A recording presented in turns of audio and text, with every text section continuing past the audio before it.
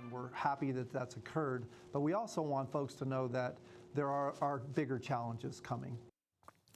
And for now, though, it is relief for a major provider of medical therapies right here in Louisville. A 4% cut to their Medicaid funding, originally set for August, coming right up, is now off the table. It's not happening. They say that means fewer families on the wait list to receive essential health care. It's our top story at 5. Thank you for joining us. I'm Doug Proffitt. And I'm Connie Leonard. Governor Andy Beshear this week announced that he's moving hundreds of millions of dollars to avoid a shortfall that he says Republican lawmakers caused. But Kentucky's House Speaker rejects that claim. Our political reporter Isaiah Kim Martinez has the story here in Louisville. Can we stand up and show him how we stand? 4-year-old Heavenly has a smile to match the name. See how we walk? Yes. Thank you, ma'am. She's been coming to the Kids Center for Pediatric Therapies in Louisville for 2 years. Born with a heart defect, she's made progress in learning how to crawl, sit, and walk. Truly a godsend. She would not be where she's at now without Kids Center. The nonprofit is in high demand, and CEO Phil Marshall feared more families would be pushed to the wait list after a planned 4% state cut to Medicaid reimbursement rates on August 1st. That reduction has now been avoided at the last minute, at least for the next fiscal year. Is it frustrating at times? Of course. The lack of communication and the lack of notice, right? But we want to have more impact on the whole directional part of this going forward.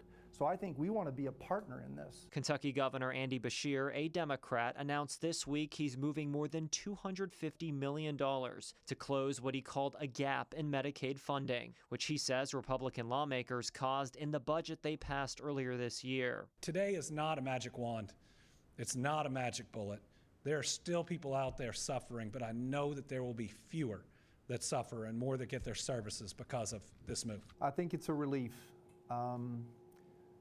There's still more to do. In a statement directed at Beshear, Kentucky's Republican House Speaker David Osborne said, rather than frightening vulnerable Kentuckians, including children, individuals with profound disabilities, and seniors with threats of cuts, it's time to stop crying wolf and start managing Medicaid with the seriousness, transparency, and accountability Kentuckians expect. Marshall tells me even with the governor's effort, they're still expected to work with a smaller pot of Medicaid dollars because of a separate cut earlier this year. Expecting our therapists to do more with the same. And you can only do that so long. So the Kids Center says it will now take a more active role with both the state legislature and the Beshear administration to try to avoid these financial strains before the 11th hour. That'll start with a trip to Frankfurt next week. More of an advocate for the families that we have that are going through the pain as much as we are, or more. Go. And they hope by sharing the stories of kids like Heavenly, they'll see improvements from those in office. Isaiah Kim Martinez, WHAS 11 on your side.